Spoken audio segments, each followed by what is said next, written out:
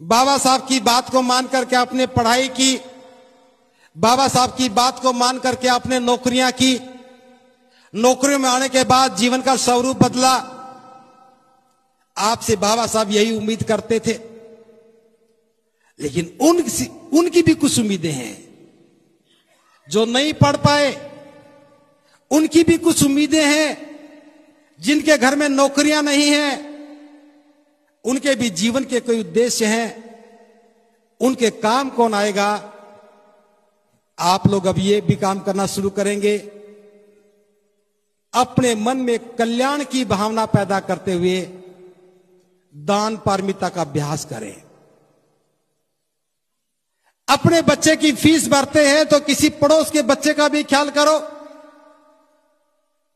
अपने बच्चे के लिए कपड़े सिलवाते हैं तो किसी पड़ोस के बच्चे का भी ख्याल करो।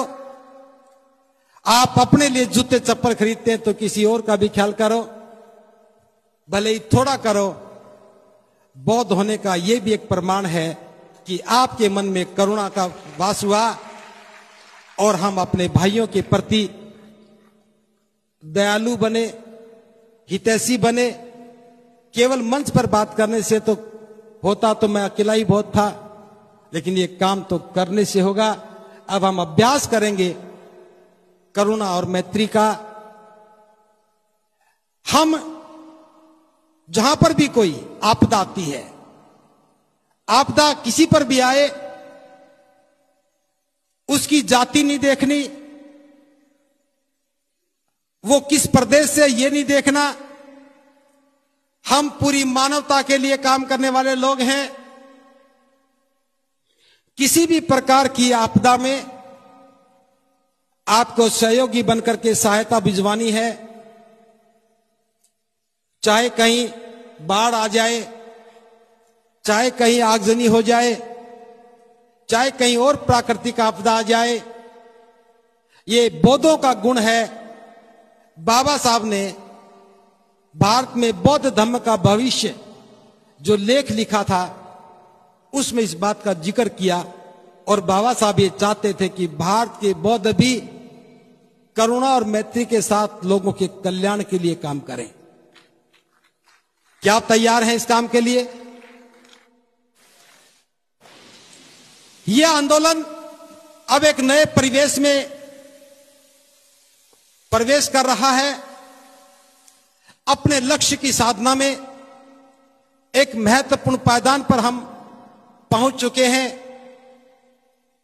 और सारे देश के बौद्ध इस विचार को समझेंगे तो वो साथ खड़े होंगे। धम्मभूमि कोई संगठन नहीं है, धम्मभूमि का कोई क्षेत्र नहीं है। इस देश के तमाम संगठन जो बौद्ध धर्म के लिए काम करते हैं, जो बाबा साहब की विचारधारा के लिए काम करते हैं, हम उन सबसे आह्वान करते हैं इस बड़े मुकाम के लिए हम सबको साथ मिलकर के चलना होगा। अपनी पद प्रतिष्ठाएं बरकरार रखते हुए इस आंदोलन में सहभागी बनना होगा, क्योंकि अभी तक वो समस्याएं इसीलिए खड़ी थी कि हमने उनके समाधान के लिए नहीं सोचा। आज हम सोच रहे हैं। हमें जीवन को तराशना है, हमें जीवन को सुंदर बनाना है, हमें कुरीतियों को खत्म करना है, हमें असमानता को खत्म करना है। तो दो चार बातें और करके मैं समापन की ओर आऊंगा। उसके लिए हमारे पास प्रशिक्षण के केंद्र भी तो होने चाहिए। क्या कभी समाज इस बात की आवश्यकता का अनुभव नहीं करता कि उसके पास भी सुंदर से प्रशिक्षण स्थल हो? क्या कभी समाज इस बात की आवश्यकता का अनुभव नहीं करता कि उसके पास योग्य शिक्षक हो? अभी तक मैं देख रहा था कि जब भिक्षु बनने की बात आती थी तो पढ़े लिखे लोगों को लगता था यह काम अनपढ़ लोगों का है। लेकिन मैं बता रहा हूं, इस काम का पढ़े लिखे अनपढ़ से कोई सरोकार नहीं है। यह काम तो जिम्मेदार लोगों का है जो नौकरियों से रिटायर हो गए हैं। एक रिटायरमेंट और ले लो, अपना शेष जीवन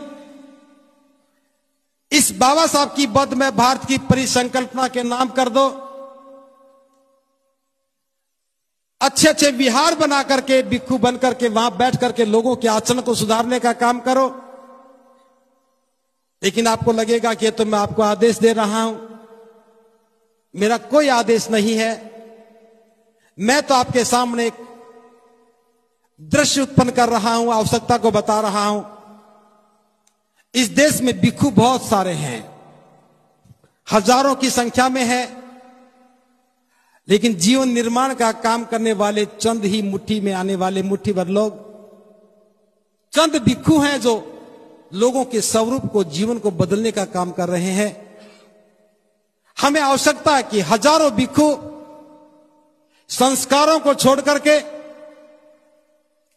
कर्मकांडों से बाहर निकल करके एक ही काम करें, वो केवल बौद्ध धर्म का प्रचार करें, लोगों को अच्छे जीवन जीने के लिए प्रेरित करें, उनके जीवन को बदलने में बुद्ध की शिक्षाएं कहां काम आ सकती हैं, उसके लिए मार्ग प्रशस्त करें।